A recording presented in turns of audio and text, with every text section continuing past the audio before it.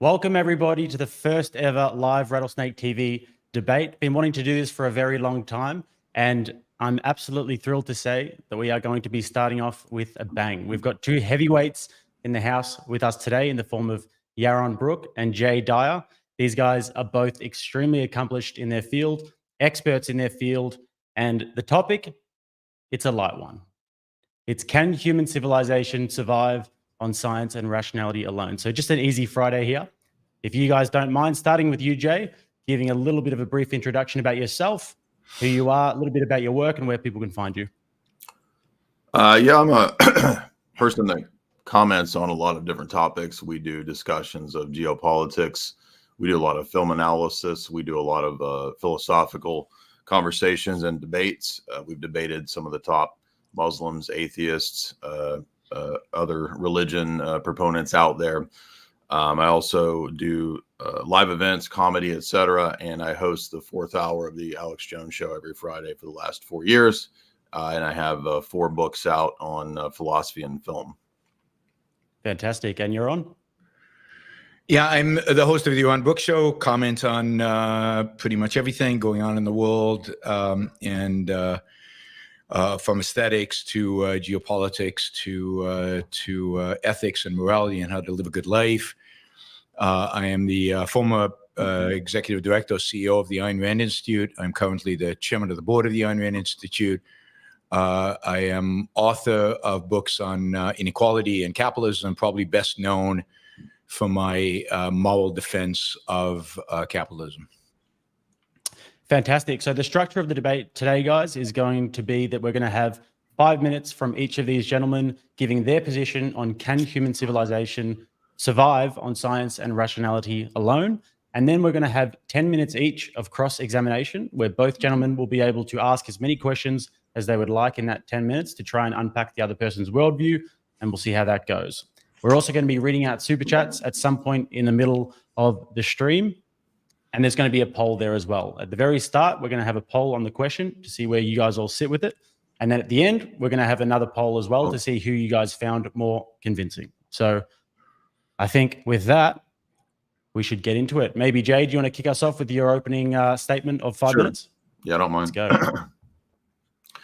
Yes, I would answer that no, society cannot function in a healthy way and flourish believing or acting as if science and reason alone is all that's necessary.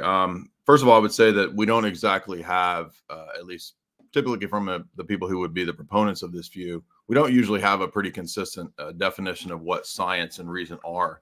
Now, I'm not saying that there is no science or reason. I'm saying that usually the proponents of this type of a view, which I would class them in the category of what's called scientism, they will make appeals to things like, quote, science, quote, logic, quote, reason. But what are they? How do they exist? What is the motive of their existence? Where are they?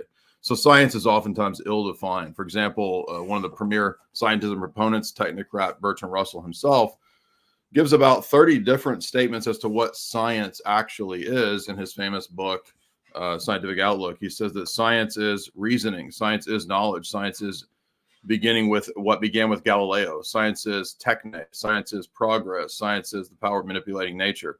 Science is induction and not deduction. Science is omnipotent. Science is based on assumptions that are, quote, verifiable.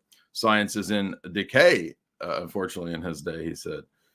Science is the ultimate authority. Science is systematic pursuit of knowing what is out there in the world, knowledge, etc. So we get all of these like elastic definitions as to what it actually is. Now, the opponent, as I understand, believes that there is such a thing as mind or consciousness. And he would say that we have minds, but what that is and how that came to be, no one knows. And I would just push that a little bit further and say that, well, if that's the case, then also there's no basis for logical reasoning itself. And so the very endeavor of science would be undercut by his own worldview if it were the case. In other words, he takes an anti-metaphysical stance in terms of part of his worldview, from what I understand of it. But at the same time, he wants there to be some metaphysical principles that he can act upon and that he can promote through his version of objectivism. And that would be the promotion of things like the true, the good, value judgments, ethics, things that he mentioned. And that's precisely my key point here, is that science and reason cannot give us value judgments or virtue. Society needs some form of virtue ethics to actually survive. And in fact, he himself said that living a good life, that's connected to virtues. But virtues are not things that can be determined from states of matter or even states of mind if he admits the existence of immaterial things like minds. Because the way something is doesn't tell us how it ought to be. So I would just go back to David Hume's critiques of this kind of a almost arbitrary move that people make, to where, because their presuppositions of atheism limit them from allowing certain things to be the case, such as oughts. We can't get an ought from an is. So even if he admits immaterial things like minds, the fact that minds exist, or the fact that matter exists, doesn't tell us how minds ought to be or how matter ought to be. Yet he wants to have, I think, a lot of claims about morality and ethics and what should and shouldn't be done. We shouldn't have the government stealing our tax, taking our tax money or whatever, taking our money in taxes. We shouldn't have collectivism, I think he would argue. But those are value judgments, and they're not based on any universal claim or universal ethic.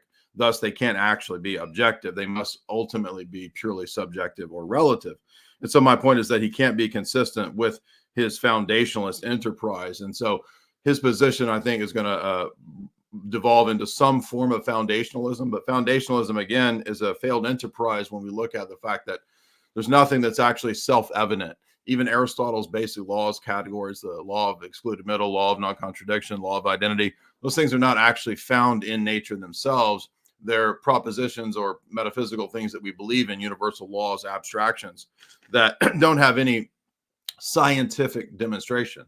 And so ultimately, my opponent, I think, would be some type of empiricist. That doesn't mean he has to be a complete reductionist, because he might be an empiricist who admits the existence of minds or even abstract concepts, but there's no basis for his belief in those things. So ironically, the very things that he would point to, like science, reason, math, universals, concepts, laws, etc., themselves, if we think about something like W.V.O. Quine's famous lecture, famous paper, Two Dogmas of Empiricism, they actually can't be explicated or justified. They must be believed in this much the same way that the flying spaghetti monster of atheists is posited.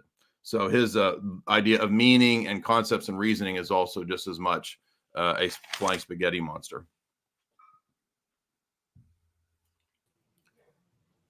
All right. Thank you very much, Jay, for your opening 5 minutes. Now turning over to Yaron. 5 minutes on the clock. All right. That is a lot, and he speaks fast. He doesn't get me at all, and that's fine. That is good. So, yes, rationality is at the basis of all human knowledge. It is the means by which we know the world. It is the only means by which we have to know the world. Reason is, the definition of it, is the faculty that identifies and integrates the material provided by man's senses. It is a faculty of the mind. It is a faculty of human consciousness. Yes, consciousness does exist, and its existence is, one of the foundational metaphysical axiomatic concepts, together with the fact that there's something to be aware of, that is existence out there. And in reason and rationality, which is a commitment to reason, are the only ways in which we know what exists, and we know about reality, and from which we can integrate into abstract concepts, including those abstract concepts that are necessary to figure out how to live a good life. There is no other way in order to discover what is good, what is even life. Every concept being used relies on the fact that we integrate the evidence of our senses, the facts of reality, into some conceptual understanding of the world. That is what rationality involves. Rationality, therefore, can indeed bridge the is-odd gap. Once we understand what is human life, we can certainly understand what ought is, what is necessary for its sustaining that human life. Morality is a consequence of figuring out what are the requirements for human beings to live. Meaning comes from an understanding of life, an understanding of our own values and the values necessary to sustain our life and to build a life and to flourish as human beings. So meaning comes from rationality and reason, as does morality. So value judgments, virtues, all come from a rational approach to understanding human life, figuring out from observation of life and an integration of the facts of life and understanding of the kind of animal human beings are, to an understanding of what works and what doesn't, what is good and what is not for the human animal as it is. Every single value that we require in order to survive, in order to live, every single value needs to be constructed, needs to be discovered by the use of rationality. From the most primitive man, from our need for tools, our need for weapons, to the most sophisticated science that we use today, all of those are discoveries of the rational mind. All of those are discoveries of a mind observing reality, experimenting within reality, and figuring out what works, what is right, what is true, and what is not. So they're all our achievements as human beings, from great art to the great scientific discoveries, to the amazing technology that allows us to do this debate right now, are all products of human reason.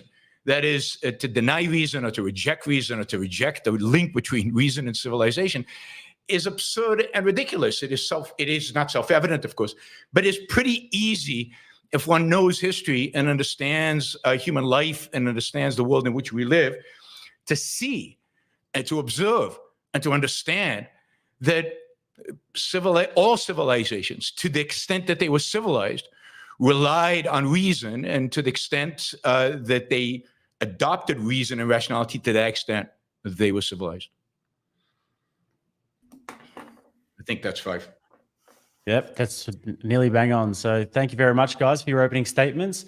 And now we're going to get into a period of cross-examination. So you guys are going to have 10 minutes interlocutor, and we'll start with Jay asking questions to Yaron. Right. Well, yeah, thank you for the opening statement there. I think I have a better understanding of what your position is there. You said, for example, at one point that what we do is we sort of work in the world and we test and we try and we then figure out what works versus what doesn't work. And that this helps us to understand that we can derive an ought from an is, because essentially what I heard you say was something to the effect of this allows us to live a life, and that we should have a flourishing life, et cetera, something to that effect. But what I heard was a lot of assertions, but I didn't hear a justification as to how we got to an ought from an is.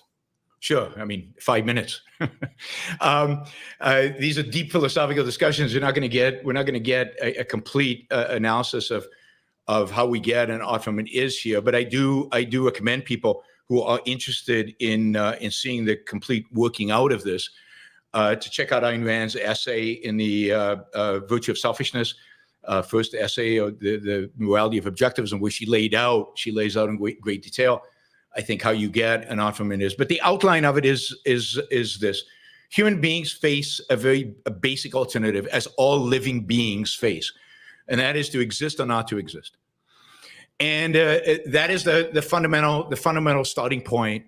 And then the question is once you are geared towards existence, if you're geared towards non-existence, if you've chosen not to exist, then morality and values and all of that are irrelevant. They don't matter. They only matter in the context of existing, of life, of pursuing life. Plants pursue life. They therefore have values. They don't have conscious values. You have a question? Fine. Well, I mean, I thought it was a cross-examination. So cross-examination typically allows that. You have to get a thought out to be able to examine it. But okay. Well, I'm not trying to cut you off. Go ahead, say whatever you want. Plants pursue particular values. They pursue water. They pursue light, and you can see them pursuing that because they're pursuing life.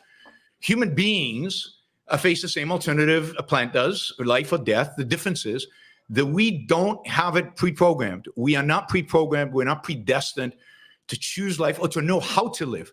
What is required in order to survive? Human survival is not automatic. Human survival requires we take certain actions, that we choose certain actions. We are quite capable of suicide. So we need actually to make choices about what we do. And now what leads to human survival is something that we have to learn from partially from experience. Go ahead. So, but you said things like we see plants striving to live. Yeah. Humans typically strive to live versus choosing not to. Those are statements again of things that are. So they're not justifications for the ought. They're just that is the is. That is the is. How is that a justification?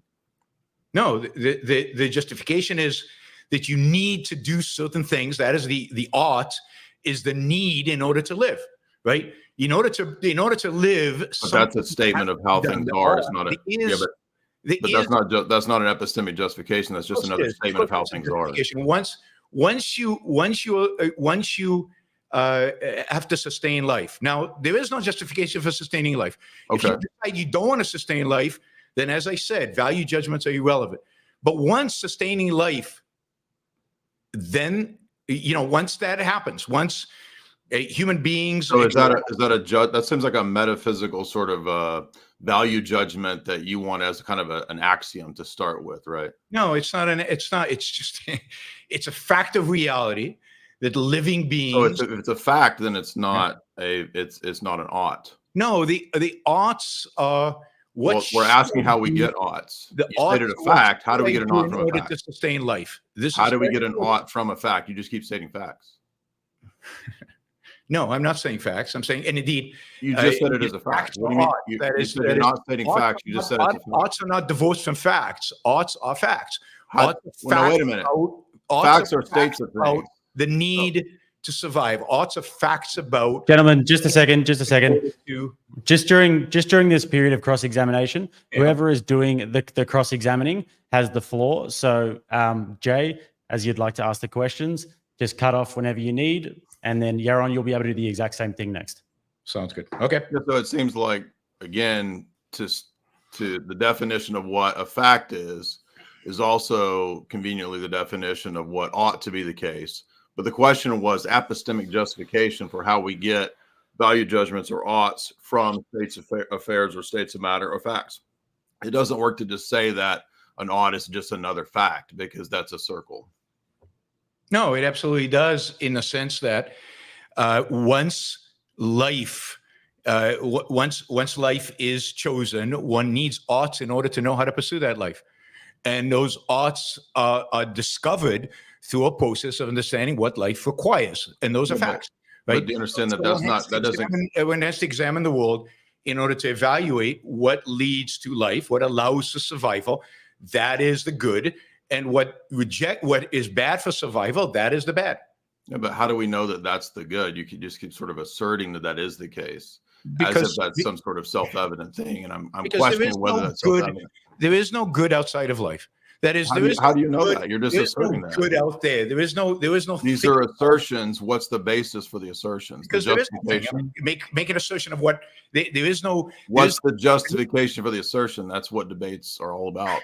Value is that which a living being seeks. How do we know that? You keep saying that. What's the justification? You're talking about value statements. Values are things that living beings seek. I don't think you understand the question. The justification for that assertion, not just to keep asserting it, but how do you know that that's the case? Why should we think that's the case? Which assertion? We're going around in circles, which is not very productive. You're aware of the David Hume question, so you just keep asserting it without giving an epistemic justification. And I've given an answer to the David Hume question, which you given an answer, but it's not justification for why this is the case. It's fine. If you refuse to accept it, it's just it's not very. But it's not an answer. It's not. It's another assertion that's not an attempt to justify epistemically what the assertion says. What do you think justifying epistemically means? Well, it classically means justified true belief in the Gettier problem. In what? How? Now explain that. Don't throw terminology and explain. What does it mean? I mean, I'm not throwing terminology. It's the classic definition of what a true. I don't really care. I'm asking. Well, I mean, when you don't care. You ask me what it is, and you don't care. Epistemic justification, which I think I'm giving, and I would like you to explain what epistemic justification to the audience. I'm explaining. I understand, but I'm explaining why the answers that you're giving. Know what epistemic justification is. So there's not a justification. Gentlemen, just quickly. Let's try not to speak over each other too much. It's going to kill it. Why should we believe that those are facts and that there's an ought from a fact? Because and also whoever's asking the questions during the cross-examination, guys, whoever's asking the questions is asking the questions. And then Yaron, you can feel free to ask Jay any questions you'd like after this. So let's continue. We've got a few more minutes on the clock. Right. So again, I am the question. I don't understand the cross-examination. I don't know. Like, you can't let me. You can interrupt all you want when you're cross-examining me. So again, this position is based on various forms of self-evidence and axiomatic assertions, which is fine for him to say, but I'm asking a question that's very well known in epistemology. It's the question of justification.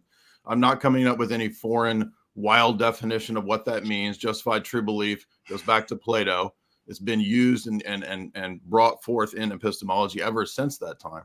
So to say and just to assert that my ethic, and speaking of his position, it just is an ethics of life and of flourishing. That doesn't tell me that I ought to accept that, nor does it tell me what the good reasons to believe that that is the case. Maybe it is the case. I believe I'm a very pro-life, pro-flourishing position holder as well. But why ought we to accept that position? And that's the key issue, the question that comes with epistemic justification. I'm saying that the conventional way in which people view epistemic justification is wrong. So I'm challenging, and Ayn Rand is challenging, 2,000 years of Western philosophy with regard to epistemic justification. Absolutely. Okay. And why ought we accept this new definition? So we're asking a question. There is this is-ought challenge that people have presented, which is a legitimate challenge from their perspective of epistemic justification, which is dramatically flawed because it doesn't recognize the fact that values only arise in the context of a living being. Okay, how do we know that? You keep asserting that. How do we know that that's the case? Because what is the meaning of value? What is the definition of value? Okay, so it's circular, so it's true by definition. So it's analytic. There is no such thing as true by definition. That is complete nonsense. You just defined it as problem of you just said it was true by. You just contradicted within 2 minutes. Define your terms, and you need to be able to reduce your terms to observations in reality. So the standard for truth is observation in reality. The standard for truth. How do we know that, though? You just keep saying it. How do we know that? Okay, guys. So that's 10 minutes of Jay's cross-examination. Now, Yaron, you can ask Jay any questions you would like. You got 10 minutes on the board. Let's do it. So I'm curious where Jay gets any moral justification, or that is where value judgments come from, Jay. For Jay, they're grounded ultimately in God, the existence of God. So they're grounded in a fantasy, in a make believe. I mean, I guess the same type of make believe as your is-ought distinction. Yeah. Well, my is-ought distinction is grounded in actual facts of reality, and actually observing. Well, it wasn't grounded; it was just asserted. Observing reality, you're doing the same thing, right? But yours is grounded on pure emotion. So, because your God. When did I argue by emotion? God is whatever we want it to be. When did I argue by emotion? I didn't argue by emotion. Sure, you did. As soon as you mentioned God, you argued by emotion. Well, that's your definition of what you think God is. No, but that is God. I never made an argument on the basis. Can you make a rational argument for God? Yeah, the transcendental argument for God. There is no transcendental argument for God. It is a purely emotionalistic. There's only other. Hold on. You're saying that doesn't exist as an argument? I mean, you might not believe it, but it exists. You don't even. Argument exists. It's just again, it's a reduction to emotionalism. So where in the transcendental argument there's no emotion in that argument. The only justification for God is you feel like there's a God, or you have faith in a God, and you reject reason. And no, it's a rational argument. It's a logical argument. So, do you want the form of the argument? No, not particularly. How would emotion relate to the form?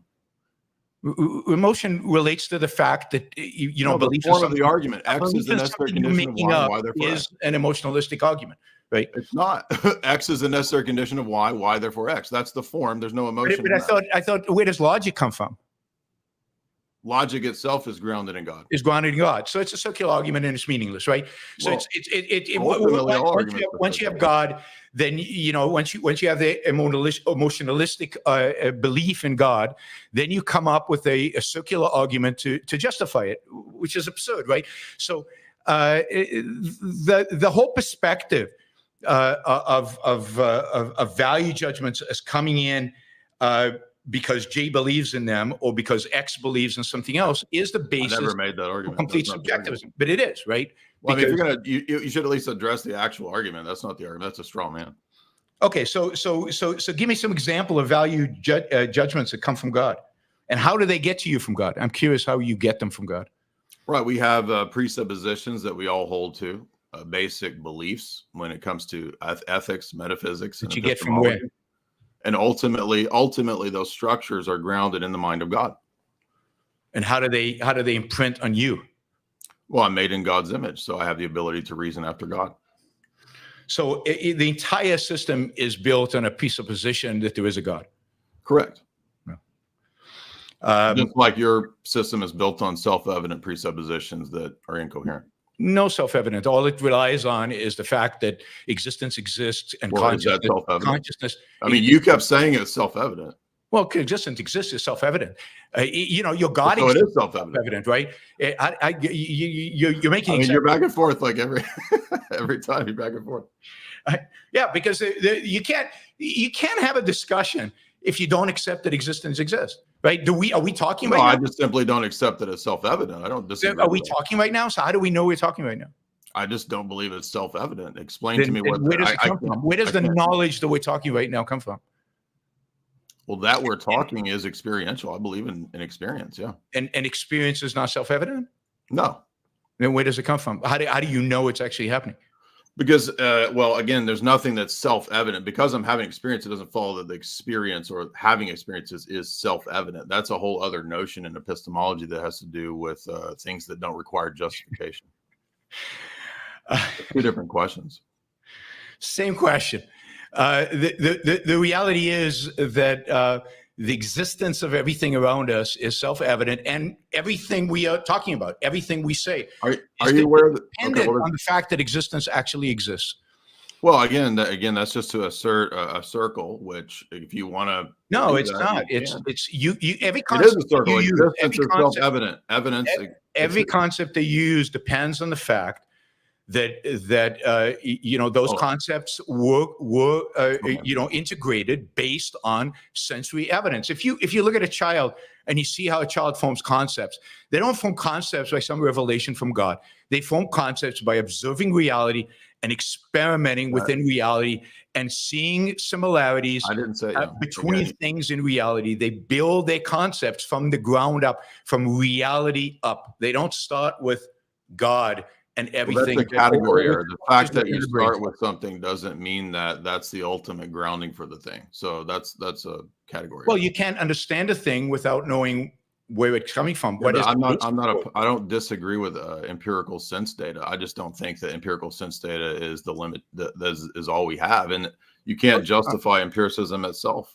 I'm not going to justify empiricism, because the reality is that we can abstract from empirical sense data, and we do have a mind, we do have consciousness. But you understand those are your bedrock positions that you just assert, and you won't allow those to be questioned or challenged. Because the existence of consciousness and the existence of reality cannot be questioned, and to question them that's a dogma. You have a dogma, so you can't. So your fundamental positions are dogma. Axioms in philosophy. It's called having. I don't believe it. I reject axioms. That you cannot.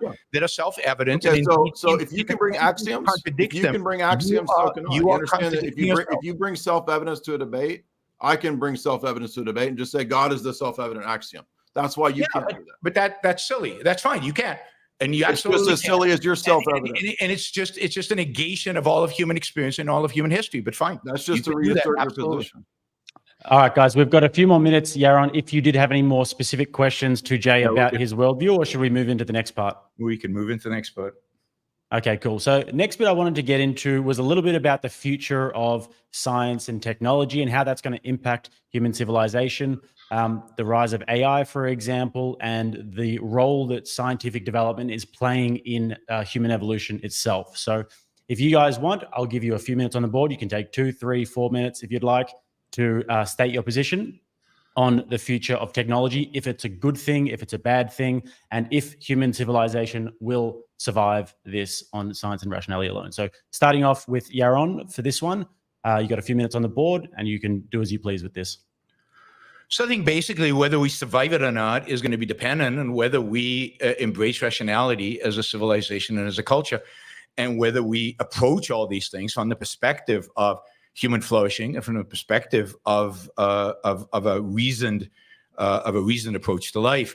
I think technology generally is amazing, wonderful. I think there are opportunities here to significantly improve human life, to expand human knowledge, to improve us both biologically through gene editing and editing out diseases and all kinds of other things, and from the perspective of tools that allow us to build more knowledge and future knowledge, like what AI is promoting. I don't fear AI comes alive and kills us all. That I think is silly.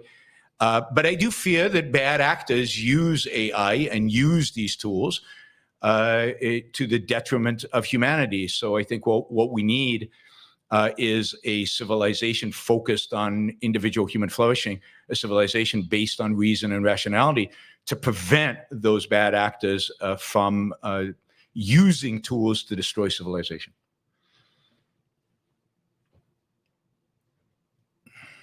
Okay, thank you very much for that, Yaron. Now, Jay, we're going to go to you and you'll give your piece on this.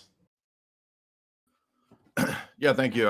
I would agree with pretty much everything he said there in his assessment of where we're going and what he sees for the future with AI and tech and transhumanism or whatever. I don't think transhumanism itself is any sort of viable worldview. And we know a lot of the power elite push this. I've been lecturing through their text of late. But I think that to reiterate kind of my point in the opening statement is that any society that attempts to make its fundamental ethos centered around pure reason. I mean, we've actually seen this in the past. That doesn't necessarily dictate that every possible instantiation will be identical to the past. But if history teaches us anything about these attempts, we know in the French Revolution, the Jacobins sought, for example, to have a society based around pure reason. And that actually led to a lot of bloodshed. It led to a lot of collectivism. I understand that the opponent here would not be a fan of collectivism, but I would actually just argue that there's no real, if we don't have a basis for why we should prefer the individual other than asserting that it just should be the case versus the collective, there's no reason why future societies couldn't fall back over into some sort of radical technocratic collectivism, which actually I think that's the future that we're going into. In fact, many of the writers who wrote and planned out the future that we're going into actually do say that we will be going into a collectivist, technocratic, hellhole future. I don't think we have to do that. We're not destined for that. I don't think tech itself is the problem. I think that we got to have some kind of ethics that we can appeal to that allow us to safeguard human dignity, to safeguard what it is to have life, to have and to value life. I think that only makes sense and is coherent in a position where man is made in the image of God and thus derives human dignity from being made in the image of that deity. And so when we look at writers that I've been lecturing through recently, right, like Jacques Attalier's book, Brief History of the Future, Klaus Schwab's books, Fourth Industrial Revolution, going back 100 years, the books of H.G. Wells, they all write about going into what Brzezinski called the technocratic era, where essentially man would be merged into a collective hive Borg of some form of Skynet or whatever. I agree with Yaron that I don't believe AI is going to become conscious or anything like that. I think that's silly. But I think that what we see is that the danger of the possibility of a repeating of a kind of a technocratic Jacob and panopticon society, where we actually do lose our individuality and our dignity, being made in the image of God, if we don't have a society that also includes the notion of mythos. Man needs more than just facts, and more than just math, and more than beakers and test tubes. Man lives his life in a beginning, middle, and end status, right? So there's something fundamental to a story. If you think about a conversation, this is an argument that the virtue philosopher Alistair McIntyre makes. He says, if you look at the way a conversation is structured, it has a beginning, a middle, and an end. Movies have beginning, middles, and ends. And so there's something fundamental to the way that humans understand and interpret the world, to this triadic structure of beginning, middle, and end, such that we need and function on the basis of stories more so than facts. So I'm not saying there's not facts, and I'm not saying there's not science and tech, but what's more fundamental to man is something that we would see in people like Tolkien or Lewis, where we have stories, and stories give us meaning, and thus it's fundamental to man flourishing to have something like a religious story that gives his life purpose. Science and reason itself cannot grant you telos cannot grant you meaning or ethics. Okay, thank you very much, gentlemen. I'm just want to say I'm enjoying this a lot. And if anybody wants to find you guys, they can find you at YouTube, Jay Dyer, and at YouTube, Yaron Brook. You guys both have fantastic shows that I watch regularly. So everybody should go and check them out. The links are going to be in the bio as well. So Yaron, what did you think about, are we headed towards a technocratic collectivist hellhole? I think there's certainly a possibility of that. I don't put it as very high, because the reality is that collectivism doesn't produce technology. That is, the technology cannot thrive in such a society. So we could be heading towards a collectivistic hellhole, but it will have pretty primitive technology. And the technology will collapse around it. The only way to sustain a technologically advanced society is through individualism. That is, since only individuals think, collectives don't. There is no such thing as collective consciousness. There's no such thing as a collective identity. There's no such thing as collective anything, really. The only way to progress scientifically, technologically, is through individual thinking and individuals' initiative and individuals' creativity and innovation. I think the real risk is civilizational collapse and the abandonment of technology. And what's scary, I think, is that I think Jay's view of the necessity of religion, necessity of God, the fact that virtue comes from up above, from some set of beliefs of basically faith. I think that is set to basically hand the world over to the collectivists, because the fact is that if we're at the point where human liberty, human freedom, individualism relies on faith in order to progress, in order to survive, in order to hold on, then it really is hopeless. It really is hopeless. It's not an accident that human liberty and human freedom as ideas that manifest themselves politically ultimately come from a period where faith is relegated to kind of your personal life and put it aside and don't take it too seriously. It's not a consequence that the United States is a product of the Enlightenment, and as is the scientific revolution, and that is the Industrial Revolution. They're all products of a sidelining of the issue of faith. And the collectivism that Jay talked about in the French Revolution, you could argue, I was sure he was going to bring up communism and Nazism, as they always do, as forms of reason. I mean, these were the most unreasonable people in all of history. They had no respect for reason, rationality, facts, reality, anything like that. These are people who made stuff up. They were mystics. Mystics are muscle often, but mystics. In a sense, I'm not comparing, but mystics are mystics. And this is the problem. The problem is that communism and fascism and the French Revolution's Rousseau attitude is much more similar to a mystical view of God and a make-believe of God than it is to an actual rational approach and an approach to what does it take? And this is just a factual, logical, rational question. What does it take to live a good life? And that requires actually science. It requires examining the world out there. It requires reason. It requires thinking. It requires evaluating. It requires judging. And by banning that, even though Jay doesn't want to, I think he hands the answer over to the collectivists. All right, Jay, what would you say about that? Yeah, I understand the critique there, and I understand that he would say that a lot of what I'm proposing perhaps sounds like this sort of irrational sort of mysticism and fanaticism. And I understand the comparison that he's making between, what he thinks my position is with some sort of regime that would be tyrannical.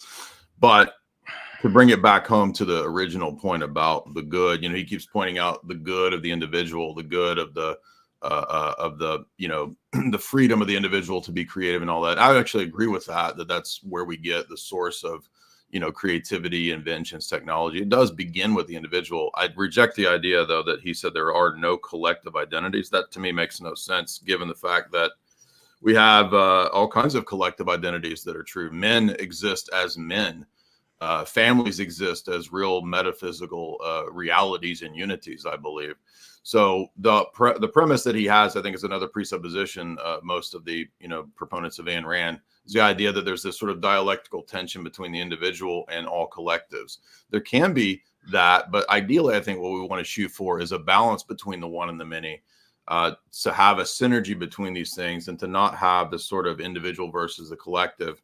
There's always going to be collectives. There's always going to be individuals.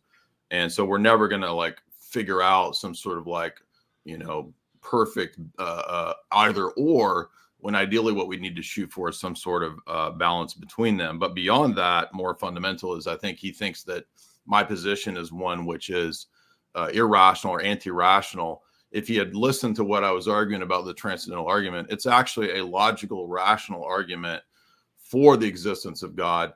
And the premise is that all reasoning and rationality itself presupposes fundamental transcendental categories. And those categories themselves require some justification, some unifying power, some linkage, and some way to be grounded. And that is God itself. So God is the basis for the transcendental categories. And what that means is that the position that I'm arguing isn't against reason. It's not some far-flung mysticism. It's actually much more of a stronger claim that all reasoning and rationality would only be possible if God existed. So I don't set faith in opposition to reason. And his presupposition is that everything I'm arguing does set them in opposition. But again, to bring it back to the main point, if we're going to value the true and the good, those are metaphysical things that in some way have to be justified in a universal way. Throughout the conversation, Yaron, for example, has made many claims about everybody does this, we all do that, we all know this. Those are universal claims. And if he's going to have any justification for universal claims, he's going to have to know or figure out how that's always provable or always the case. And you can't do that if you have an empirical approach to life or an empiricist approach. I'm not against empirical data, but if I'm an empiricist, there's no justification for all of these universal claims. And he seems to think his self-evident universal basic axioms are the case everywhere at all times. But those are just assertions. And so again, to bring it back home, what he's calling reason, if he was to read, for example, Quine's paper, I mean, he's in the tradition of W.V.O. Quine as an empiricist, as an atheist, then he would know that Quine makes the same point that he's making about God, that all of the things that he believes in his position about reason, about self-evident actions or whatever, those are just as much fantasies and mythologies in his worldview. So if he can bring self-evident assertions, so can I. Okay, gentlemen, I'm enjoying this. Just quickly, we're going to keep this line going because I like this what we're doing here.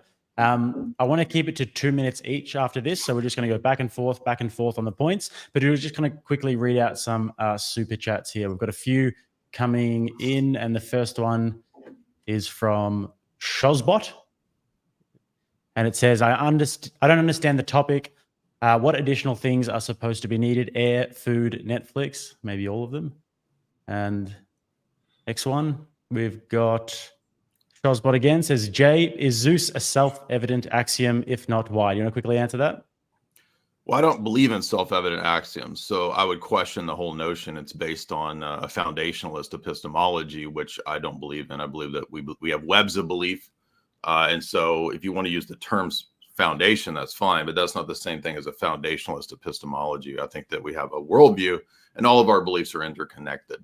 So the center of the web of beliefs, in my view, would be God, and so in that sense, you could call God a foundation, but I'm not a self-evident foundationalist.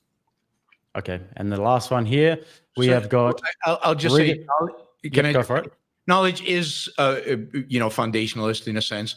All ideas, all knowledge is hierarchical. It starts from something.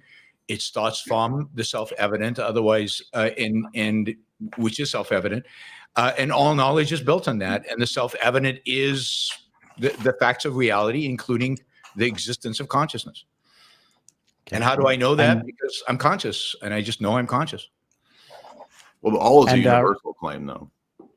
And it's a universal claim. Absolutely, it's a universal. How do you justify universals if you're an empiricist? Through induction. Induction universalizes empirical claims. So, Hume's point is that you can't get to a universal. But Hume is wrong. I mean, I know Hume's point, but Hume is wrong.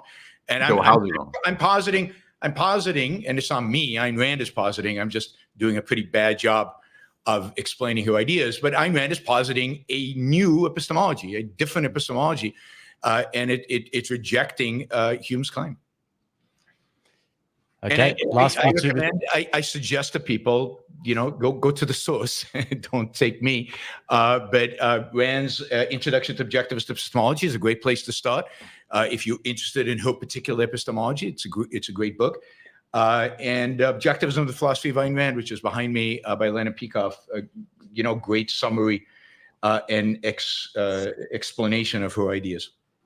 Awesome. Last few super chats here. We have got Rigovich says, watching this makes me so grateful. I finally did meaningful research into the Bible, etc. Became a Christian. God bless you, Jay. Go Rattlesnake TV. Fellow Aussie here who escaped. Well done. And Grid One Motorsports. Great to see Grid One in the chat. Solid work, Jay Dyer. I appreciate the clarity of your argument. So, gents, following on from this, I believe, Yaron, you had a few things to say about Jay's previous statements. And if you guys want to just go back and forth here, we can do 2 minutes on, 2 minutes off. That's the best way to do it, starting with Yaron. Yeah, I mean, I just want to say I'll agree with Jay on the importance of story. I think story is super important. Story is a way to concretize very abstract ideas and make them real for us in a way that's easily digestible. Again, Ayn Rand wrote stories. Atlas Shrugged, The Fountainhead are stories. So I'm a big proponent of using art. But of course, art, good art that has any kind of meaning, relies heavily on reason, rationality, on all of that. It's only so-called modern artists who think splashing paint on a canvas and where you don't need to think. Only they divorce the aesthetic experience from reason and rationality. So yeah, stories, myths are super crucial. The myth of the Bible has survived for a very, very long time in spite of its many contradictions and absurdities, because it provides people with some primitive explanation for what's going on in the world. Yeah, we now have science and a better understanding of reason. Time to outgrow it, trying to move on. All right, Jay, 2 minutes. Yeah, I mean, I actually like Ayn Rand's book on aesthetics quite a bit. I read it maybe 15 years ago. I thought it was really good. It relies quite a bit on a lot of Aristotelian approaches to aesthetic, which is fine. I'm not I'm not anti-art. We have a lot of appreciation for Aristotle in our worldview, as well as Plato. So, but again, I think maybe what's being missed is that, if we think about something like the universal claims that are being made, and I understand he would say, well, you need to look at Ayn Rand's, reassessment of epistemology or whatever. That's fine, but I mean, Hume makes this point because if we are empiricists, if we're approaching things from an empirical vantage point, then we might want to go back to Aristotle or something like that to try to justify the existence of substances or essences in the world, perhaps. But the question is not, ought we do that, but can we justify doing that? And if we only have our individual experiences, because of course his philosophy begins with and ultimately ends with the individual, then I can never get to a universal state of affairs from a bunch of particulars. So even if I have 1,000 experiences of, this or that phenomenon, it still doesn't grant me the justification that that's a universal state of affairs. So in other words, it's another type of religious commitment. And that's why I believe all of us have religious commitments, even if we think that we're completely and purely rational. Ultimately, we're believing in things that are unjustifiable. All right, Yaron. Yeah, I mean, the reality is that every child does this and knows this and experiences this and universalizes constantly. If you have a kid and you watch them interact with the world, and they are constantly experimenting and generalizing. They're constantly forming new concepts that are universal. They'll drop their spoon on the floor over and over and over again until they get gravity. They get it, and it's now universal. And they don't have to wonder next time when they're dropping something. After a while, they universalize it over. They form universal concepts of chairs, furniture, lots of things. Indeed, that's what the human mind does. It takes the concrete experiences, it forms concepts. Concepts are, in a sense, universal. That's how the human mind works, through experience, generalization. Again, if you read Ayn Rand, the forming of concepts is crucial to all epistemology. And yet it is a process that philosophers before her did not understand well. And now we have an understanding of it. So, but it is a form of generalization that, again, children do when they're very young, not because they're inspired by some structure that God has embedded in them, but because they observe reality, and this is how our reason, this is the way human reason works. Philosophers like to, philosophize, if you will. They like to come up with objections to all kinds of things. But all you have to do is observe reality and observe human beings, and you can see what is actually going on. You can observe what is actually going on, and to question our ability to generalize. Okay, I'll jump this time. Maybe gravity won't work this time because, God forbid, I can't universalize. Really? And I have to be a religionist. I have to believe in God not to jump off the building? Of course not. All right. That's 2 minutes. Die if I do. Yeah. So I think that a couple of things going on here. So the fact that that's the way that it works, that doesn't tell us of the modality of it, of the metaphysical status of it, of the ontological status of these things. And that's the question that I'm asking, the ontological status and the justification for believing in universals. And you keep replying with, well, that's just what we do. Well, you said something like, kids have always done this. They, drop a toy and then they universalize from that. I don't deny that that's what we do, but that's a fallacy. That's the appeal to tradition fallacy. The fact that we've always done something has nothing to do with whether it should be done, whether it is true, or whether we can give an account for that. So there's a difference between giving an account for something and telling a story about the fact that we did it.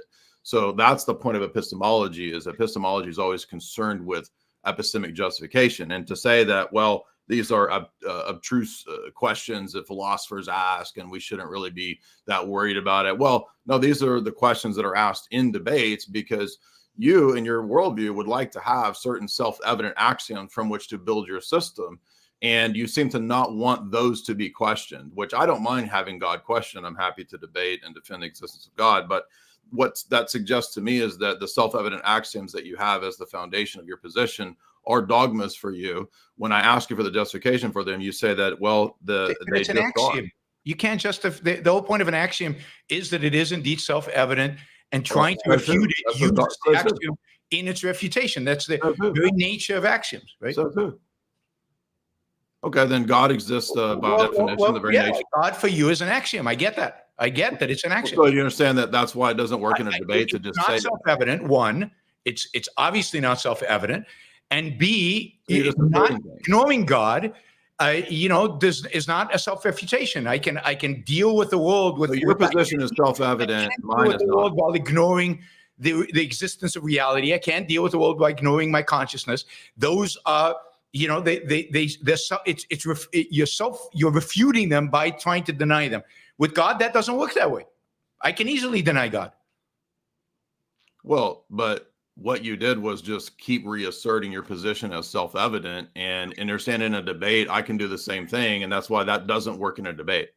No, and by the way, asserting things as debate is if we don't have even a basic agreement on what constitutes knowledge, it's very difficult to debate. I agree. Right. And so I'm looking for some. We don't have that basic understanding. Well, but I mean, you've appealed to universals. You've appealed to universals as just something that we do. Okay. Well, then God is just something that we do. Fine. It's something that we do. So that's why it's a bad argument. Is the point. And that I don't do, and many people don't do, and don't have to do. Or that's everybody has to have universal. I'm illustrating. Just quickly, guys. Just quickly. So it appears as though we're at a bit of a loggerheads because we can't quite get past this one because this would take a whole another rabbit hole. So I mean, I think that this is probably a good place to wrap it up. This has been extremely entertaining. Perhaps if we'd like to give a final statement, just a few minutes, going back to the original question of can human civilization survive on science and rationality alone, sticking to the question, can we survive? Will we not survive on this science and rationality alone? Starting off with you, Jay, 2 minutes on the clock. Yeah, go a little bit longer than you need to. In the course of this discussion, I think what we've seen is that every worldview, every position is going to have to rely on some sort of starting point. For me, those starting points are not self-evident. They're part of a larger worldview or web of beliefs. And so as an epistemic holist, I would say that all of my beliefs are kind of interconnected. And at the center of that web would be the existence of God. And so God is the foundation, if we want to use that terminology, for the transcendental categories or the preconditions of knowledge, which make knowledge possible. The preconditions of knowledge are not physical, they're not material, they're not under a microscope. They're prior to the doing of science, they're prior to the doing of mathematics and reasoning and so forth. They ground the possibility of knowledge at all. And if we ask a further question, where do we get those things from, those transcendental preconditions, those categories? How do they come to be? Where are they? Right? Aristotle lists these categories at the beginning of his book Categories. Well, they have to be the structures of the world, really in the world, and man's mind can really tap into them, or else knowledge is not impossible. Do we have knowledge? It appears that we do. And so therefore, this must be the structure of the world to have predication, to have meaning, to have sentences, to have reasoning at all. And so for those things to be the case, there's nothing that prevents me from asking a further question. Well, what grounds and structures the categories of the world, the universals, etc.? What holds them together? Well, the only thing that could work to do that would be an omniscient mind, a personal God who gives intentionality and telos to all of reality. And so all of reality has purpose, it has meaning, it has regularity due to the existence of God. In a position where you don't have that, we essentially just have man's mind as an individual atomized unit trying to sort of put together these pieces from finite details of experience with no universal justification or no universality at all. And what happens then is that man gets lost in a sea of infinitude and nothingness and meaninglessness. And so really his desires, his beliefs about the world, his myths, his constructs, etc., they're all relativized, and ultimately we end up in some form of nihilism, because all there is really my own raging against the dying of the light, or whatever the poem says. And so that worldview can't give an account for the very things that presuppose that science and tech presuppose. Science and tech presuppose mathematics, universals, laws of logic, etc., structure and meaning in the world. Think about something like Mandelbrot sets as a great example. There's a great lecture by Dr. Jason Lyle on Mandelbrot sets, and he explains how these are actually mathematical discoveries. They're not creations of the human mind. So while I agree that the human mind has a lot of potentiality and power to work in the world, to do tech and to do, to create technologies and to create societies that hopefully will flourish, we also need objective ethics, metaphysics, and objective justified knowledge in order to say how we have a good life versus bad life, how we have true versus false, how we have the good versus the evil. Those are metaphysical claims, and an empiricist sort of reductionist type of worldview, a scientific type of worldview, can't actually tell us what the good is. Thank you very much, Jay. You're on. So I think Jay's argument is basically a circular argument that makes no sense. It relies on the existence of God in order to have logic to prove that God exists, and everything else kind of flows from this starting point, which is an arbitrary assertion. The reality is that good versus evil is not a metaphysical claim; it is an immoral claim. So one has to, it is an ethical claim, not a metaphysical claim. Good and evil don't exist as entities out there in the world as metaphysical beings. They are in the context of human life. They're in the context of what is good for what, for whom, for what purpose. There is no good beyond a good for something, for somebody in some particular context. While good is universal, it is only universal within that context of human life. There is no good beyond human life. There is no good outside of human life. If we care about civilization, if we care about life, then what we need is we need an objective universal ethics. We need an objective universal ethics. And the only way to discover a objective universal ethics is to look at reality, and to look at the nature of man. What is it that makes it possible for human beings to survive? We are out there in nature. We don't have the genetic code in order to tell us how to live and how not to live. We don't have an innate ability to discover how to survive. What we must do is we must engage our rational mind. We must engage our reason. This is an active process, a process that requires free will. It requires volitional activation of our mind. And we need to discover the means by which we survive. Human survival, individual life, and surviving is the good. That which threatens human life, that which destroys human life, is evil. That is the definition of good and evil. These are not metaphysical concepts. They're in the context of human life.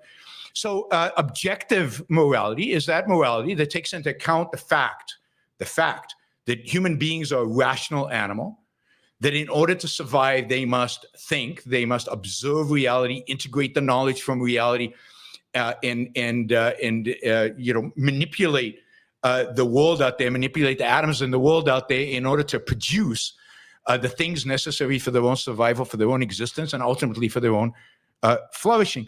The only way to come up with an objective reality is through observation, is through study of man, study of reality. Engaging in the study of God does not lead you to morality. Christian morality is not morality. It is not helpful. It is not useful, and it doesn't actually produce human flourishing, human success. What we need is to reconceive morality. What we need is to universalize morality based on the facts of reality and the facts of the nature of man as a rational being. Rationality is at the core and at the center of any progress that we make towards civilization and towards maintaining whatever civilization we still have left. Okay, brilliant. Want to remind everybody to make sure you check out Yaron and Jay down below. I'm going to quickly read out a few super chats. I think we've got a few questions from the audience here. The first one is from Justin Henley, who says, for Yaron, how would you feel if you didn't have breakfast this morning? Hungry. Very good. Next one is from Just Another Canadian, says, great stream, more like this, please. Thank you very much. We'll get as many as we can going. Next one is from Spartan Up North, says, grade A prattle from Brooks, but we're still waiting for a justification for his assertions. Do you want to respond to that?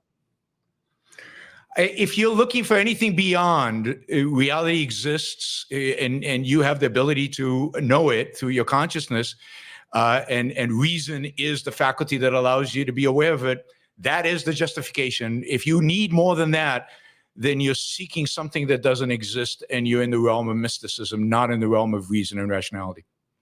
All right. And guys, just quickly, we're going to be also running a poll on the YouTube live chat to see who you guys found more convincing, whose arguments you found more convincing. So the next super chat we've got here is from Justin again. It says, for Yaron, can science tell me a painting is beautiful, and if it be immoral to destroy a beautiful painting? No, science cannot tell you any of that. I'm not a scientist. I don't believe science can tell you everything, but reason can. That is, if you reason allows you to study aesthetics. It allows you to evaluate pieces of art, to differentiate between what is good art and what is bad, to gain an understanding of what is beautiful and what is not. And it is only through reason that we can discover what is moral and what is not. The ending of his question, I think, related to morality. So what is beautiful is discoverable through reason, and what is good, what is moral, is discoverable through reason. Not Jay, can we discover what is category? Jay, can we discover what is beautiful through reason? I would say that there's a lot of ambiguity about reason when we've had this conversation. The whole history of philosophy is one of the most debated and sort of ambiguous terms. I would agree with his initial definition at the beginning that usually what we mean is a faculty that man possesses to understand the world. So reasoning as a faculty is one thing. Reason as reason qua reason, asking the question of what reason itself is, or the power of reasoning, or the what we're appealing to, the laws of logic, the laws of thought, etc. That's another type of question. That's the metaphysical question about the ontological status of those things. That's a lot of what I was asking in this debate. And I would say that while reason can help us assess things, it itself is limited in what it can tell us about the ultimate things like the good, the true, the beautiful. And I would agree earlier, he was talking about, I would agree and disagree. He said that the good is in a human life, but it's also universal, but it's not a metaphysical thing. Well, if you say that the good is part of life and it's universal, you've already made two metaphysical claims about what it is and where it exists. So it is metaphysical. Okay. It is a metaphysical thing. Okay. And moving on, we've got Maximus for $5 says, if a society repeats evil and then evil becomes universal, do you have universal experience of all those particular evils, Yaron? No idea what he's asking. If a society repeats evil and it becomes universal, then that's a very sad state of affairs, and a lot of us die. I don't know what to do beyond that. And those of us who believe in the good should fight against that evil. Absolutely. Can I respond to that too or not? I think that the question is getting at the heart of, he's asking a hypothetical addressing the earlier critique, which is that if what makes something attain the status of a universal is repeated individual experience, then by that argument, repeated individual experience of doing evil would then make doing evil universal. So it's a defeater for the earlier claim. All right, fantastic. Well, gentlemen, I'll let you go for now. Whoever's watching this, if you guys want to stick around after, I'm going to have a little bit of a chat with you guys, and you guys can throw some chats my way and we'll talk about the debate a little bit. But Jay, Yaron, I want to thank you guys so much for your time today. Appreciate you being a part of the first ever live debate on this channel, and I'd love to get you both back sometime. It was a great discussion. Appreciate it. Thanks, guy. It was fun. Bye. Take care, guys.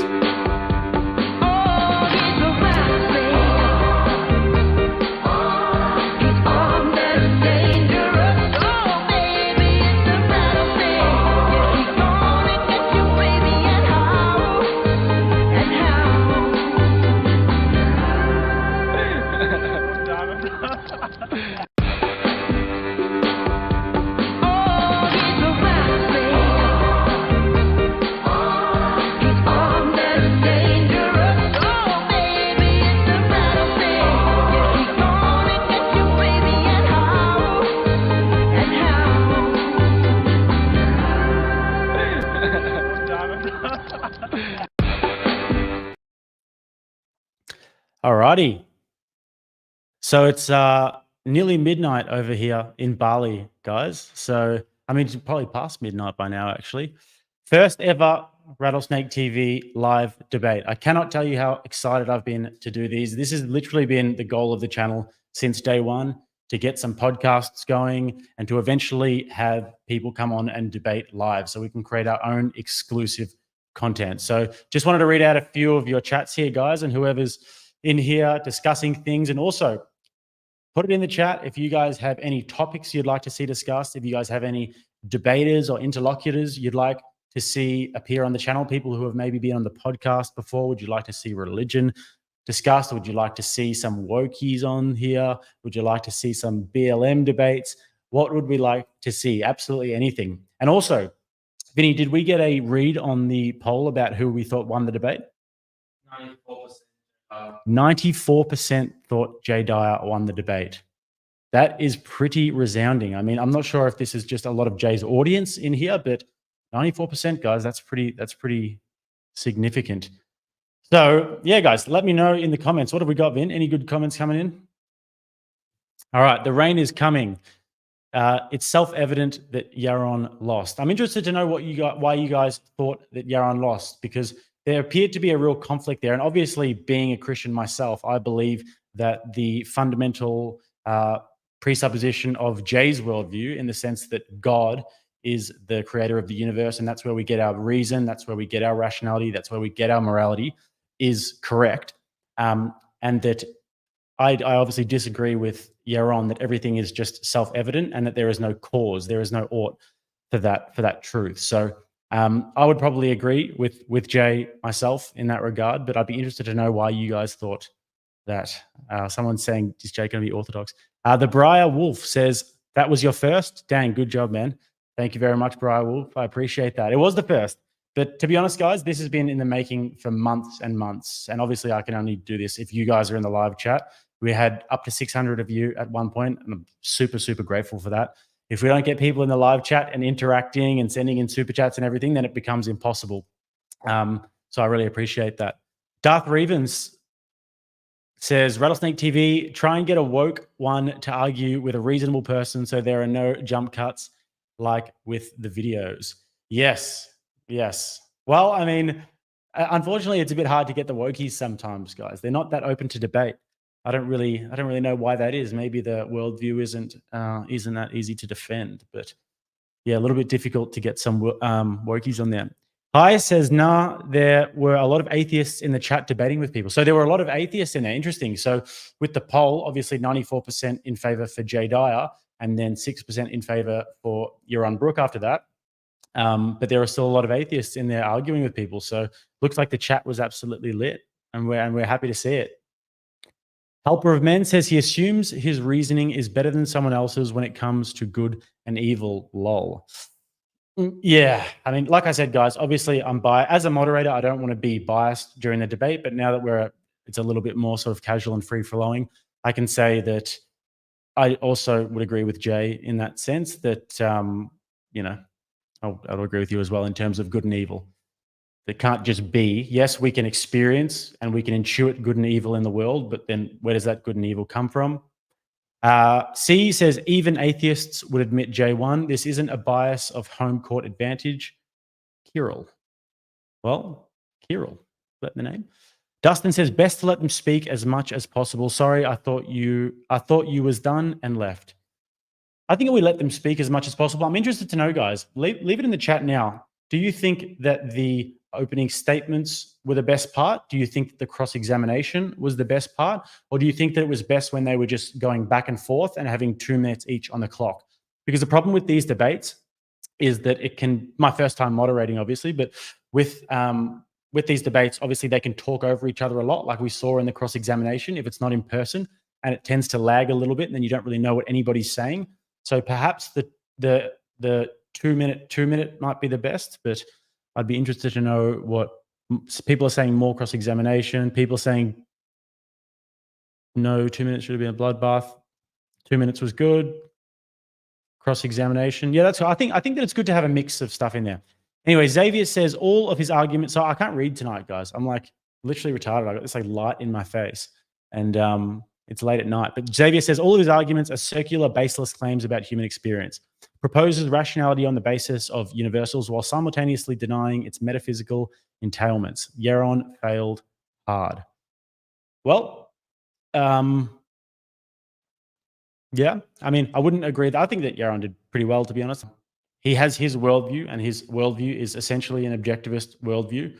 And, you know, the point of a debate is not exactly to change the other person's mind. The point of the debate is to convince the audience as much as possible. And obviously, Jay did a good job of that. So, yeah, I would agree with some of you guys are saying that both of them did well as well. I would agree with that. I think that both gentlemen were fantastic. Aero says no 2 minutes should have been a bloodbath. 2 minutes should have been a bloodbath. No 2 minutes. I'm not really 100% sure what you mean by that. Hi, says Jake, I thought you did a very good, innovative move there by asking their opinions on what the topic means for the future and having them each give their take on it before resuming the debate. Thank you very much. I appreciate that. And we were actually going to get into the idea of transhumanism a little bit, but Yaron is not somebody who supports the ideology of transhumanism. Jay is actually very well versed in transhumanism. Guys, if you're not following Jay Dyer's YouTube page, I reckon it might be one of my favorite YouTube channels in the whole world. The other day, I watched a 3-hour video that he did on Marx's dialectical materialism, and it's fascinating. I was like, it's the only YouTube channel that I ever watch where I feel my retarded brain just getting bigger, and I feel all of the brain cells that I lost from getting punched in the head all those years with boxing just coming back into my brain. So it's good. I've got my notepad out. Make sure you're following Jay. Shozbot, thanks for the super chat before, Shozbot. I appreciate that. Says at Justin, the point is that in ancient times, people needed to invent explanations for reality. Knowledge was extremely limited. I think that's to do with the atheist questions that yeah, okay. Justin Hanley says, for $5, thank you very much. Don't make me donate more money. I want to hear about Bali. I miss it. I love the culture there. Yeah, so I don't know if you guys following the channel, you might see that I've got a different set every month or so. That's because my brother Vinny and I, who's just right next to me here, he does all the producing and all the editing, and he manages all the team in that regard.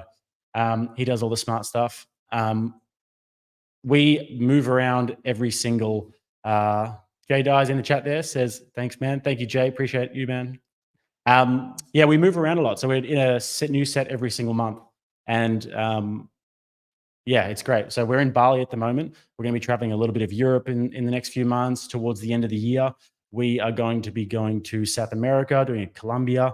We met up with Lord Miles. If you guys know Lord Miles, the adventurer, the guy who got imprisoned in Afghanistan for 8 months, we met up with him in London. So there could be a few collaborations coming there on the Rattlesnake travel channel as well. So keep your eye out for that, guys. We might be doing some danger tourism before the end of the year. Okay, so with that, guys, appreciate you all so much. Thank you for joining. Make sure to go and check out the other guys' channels. They're going to be linked below. And also leave a comment on this video and just say who you'd like to see on here, what topics you'd like to see discussed, and all of the rest. So guys, with that, I'm Jake. This is Rattlesnake TV, keeping you armed and dangerous. Take care, guys.